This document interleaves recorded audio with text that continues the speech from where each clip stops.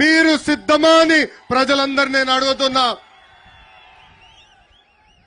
BC బిడ్డ అమర్నాథ్ గౌడ్ లాంటి అనేక మంది చంపేదానికి మీరు సిద్ధమా అని ఈ జగన్ నేను ప్రశ్నిస్తున్నా. ఒక దళిత గలం డాక్టర్ సుధాకర్ లాంటి అనేక దళితులు చంపేదానికి మీరు సిద్ధమా అని ఈ సభాముఖంగా ప్రశ్నిస్తున్నా. మైనారిటీ బాలిక మిస్బాని ఎలా చంపారో అలా మైనారిటీలు చంపేదానికి మీరు సిద్ధమా అని ఈ సభాముఖంగా సైకో జగన్ నేను ప్రశ్నిస్తున్నా. కింద నుంచి తమ్ముడు కూడా అంటున్నాడు, సొంత బాబాయిని లేపేశాడు, ఇంకా ఎంతమంది కుటుంబ సభ్యులను లేపేసేదానికి సిద్ధమా అని ఈ జగన్ నేను సూటిగా ప్రశ్నిస్తున్నా. లేదంటే రాష్ట్రాన్ని సర్వనాశనం చేసేదానికి సిద్ధమా అని ఈ సభాముఖంగా జగన్ నేను ప్రశ్నిస్తున్నా. ఈ మధ్యన 3 ఘటనలు జరిగినాయి. అది ఇచ్చాపురం ప్రజల దృష్టికి తీసుకురావాలనుకుంటున్నా. మొదటిది, వైకాపా నాయకులు చేస్తున్న భూ కబ్జాలకి సహకరించలేదని విశాఖపట్నం తహసీల్దార్ రామయ్యని అతి కిరాతకంగా వైకాపా నాయకులు కొట్టి చంపేశారు. బాపట్ల జిల్లాలో రైతు భరోసా కేంద్రాల్లో పనిచేస్తున్న అగ్రికల్చర్ అసిస్టెంట్ పూజిత ఆత్మహత్య చేసుకుంది. ఆ చెల్లమ్మ ఎందుకు ఆత్మహత్య చేసుకుందో తెలుసా? వైకాపా నాయకులు ఆర్బీకే కేంద్రానికి వచ్చి ఎరువులు దొంగతనం చేశారు.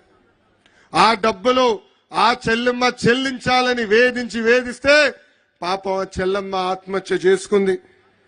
ఇంకా అంతేకాదు, విజయనగరం జిల్లాలో పంచాయతీరాజ్ డిపార్ట్మెంట్ లో పనిచేస్తున్న ఒక జేఈ రామకృష్ణ ఏకంగా ఆ ఫ్యాన్ కే ఉరేసుకుని చనిపోయారు, ఆత్మహత్య చేసుకున్నాడు.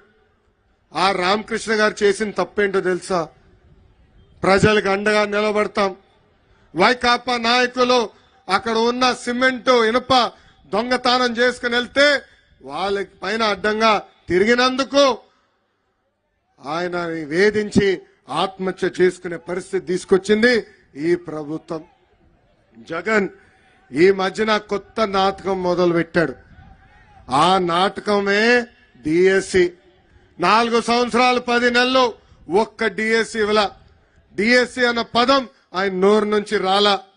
అందుకే మోసానికి, దగాకి, కుట్రకి ప్యాంటు షర్ట్ వేస్తే అచ్చు జగన్ లాగా ఉంటుంది. ఎన్నికల ముందల ఏం చెప్పాడు ఈ జగన్? 23,000 డిఎస్సి పోస్టులు ఇస్తామని ఆనాడు హామీ ఇచ్చాడు. అధికారంలోకి వచ్చిన తర్వాత కేవలం 18,000 పోస్టులు ఉన్నాయన్నాడు. దాని తర్వాత 117 జియో తీసుకొచ్చి ఏకంగా స్కూల్ రేషనలైజేషన్ పేరుతో టీచర్ పోస్టులు తగ్గించిన వ్యక్తి ఈ జగన్. ఇప్పుడు కరెక్ట్ గా ఎన్నికలు వస్తున్నాయి, యువతలో యువగలం మొదలైంది. అందుకే ఇప్పుడు నామమాత్రంగా 6,000 పోస్టులు ఇస్తానని ముందలగెళ్తున్నాడు. ప్రజలందరూ ఆలోచించాలా. అన్న విశ్వవిఖ్యాత నట సార్వభౌమ స్వర్గశ్రీ నందమూరి తారక రామారావు గారు కానివ్వండి, చంద్రబాబు నాయుడు గారు కానివ్వండి, ఇద్దరు కలిసి 1,70,000 టీచర్ పోస్టులు భర్తీ చేశారు.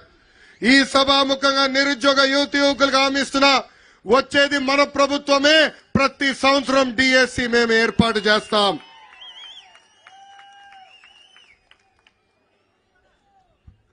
ఈరోజు ఈ జగన్ ఊరూరు తిరుగుతా నేను పేదవాడిని అంటాడు. ఆయనకు ఒక జబ్బు ఉందండి.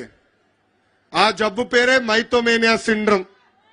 ఆ జబ్బు లక్షణాలు ఏంటో తెలుసా? ఉంది లేనట్టు, లేనిది ఉన్నట్టు చెప్తారు. సొంత టీవీ ఉన్నవాడు పేదవాడు అవుతాడా? సొంత ఛానల్ ఉన్నవాడు పేదవాడు అవుతాడా? సొంత పేపర్ ఉన్నవాడు పేదవాడు అవుతాడా? సొంత సిమెంట్ ఫ్యాక్టరీ ఉన్నవాడు పేదవాడు అవుతాడా అని ప్రజలందరినీ ఒక్కసారి ఆలోచించమంటున్నా. 1,00,000 రూపాయలు విలువైన చెప్పులు వేసుకుని తిరుగుతాడు, 1,000 రూపాయలు ఖరీదైన వాటర్ బాటిల్లో నీళ్లు తాగుతాడు. ఆయనకి పేదవాళ్ళు ఎదుర్కొంటున్న సమస్యలు అర్థమవుతాయని ఒక్కసారి ప్రజలందరూ ఆలోచించాలా. ఇంకా తెలుగింటి ఆడపడుచులు కూడా ఆలోచించాలా. ఈరోజు సొంత చెల్లి షర్మిల గారు కానివ్వండి, సునీత గారు కానివ్వండి, ఏకంగా మాకే భద్రత లేదని చెప్పే పరిస్థితి. సొంత జగన్ ఇంట్లో ఉన్న చెల్లమ్మలకే భద్రత లేకపోతే ఇంకా మన పరిస్థితి ఎలా ఉంటుందో ఒక్కసారి ఆలోచించమని తెలుగింటి ఆడబడుచులు నేను కోరుతున్నా. ఈ జగన్ ని చూస్తే ఒక అద్భుతమైన కటింగ్ ఫిట్టింగ్ మాస్టర్ గుర్తొస్తాడండి. ఏంటది? Cutting fitting master. Jagan button నొక్కుతాడంటాడు, కానీ మనకు కంపడేది బులుగు బట్టనే. బల్ల కింద ఒక ఎర్ర బటన్ ఉంది, అది మనకు కంపడదు తల్లి. ఆ బులుగు బటన్ నొక్కుతాడు తల్లి, అకౌంట్లో 10 రూపాయలు పడుతుంది తల్లి. కానీ అదే క్షణంలో బల్ల కింద ఉన్న ఎర్ర బటన్ నొక్కుతాడు, అకౌంట్ నుంచి 100 రూపాయలు ఉష్షని పోతుంది. ఎలా పోతుందో చెప్పాలి కదా.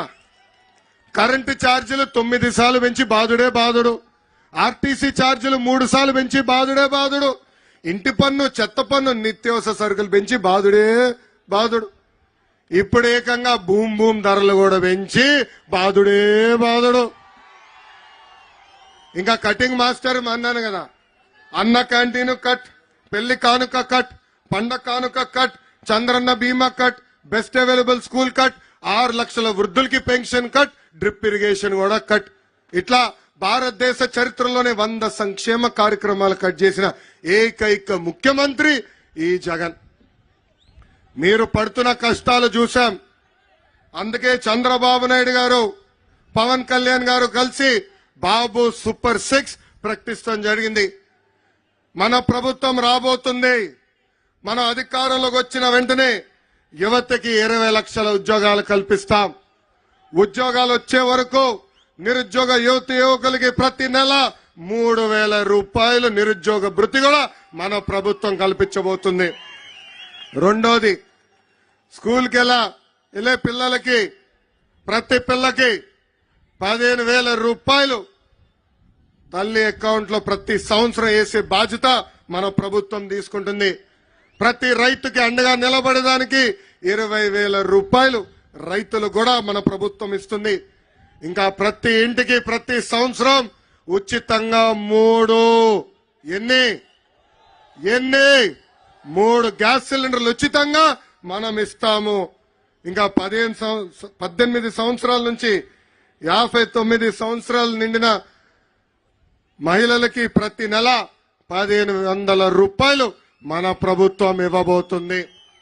అంటే సంవత్సరానికి 18,000 రూపాయలు, 5 సంవత్సరాల్లో 90,000 రూపాయలు మన ప్రభుత్వం మీకు ఇవ్వబోతుంది. ఇంకా మహిళలు ఆర్టీసీ బస్సులో ఉచితంగా ప్రయాణించే హక్కు కూడా మన ప్రభుత్వం కల్పించబోతుందని ఈ సభాముఖంగా తెలుపుతున్నాం.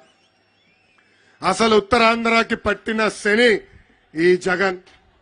3 రాజధానులు అన్నాడు. 3 రాజధానులు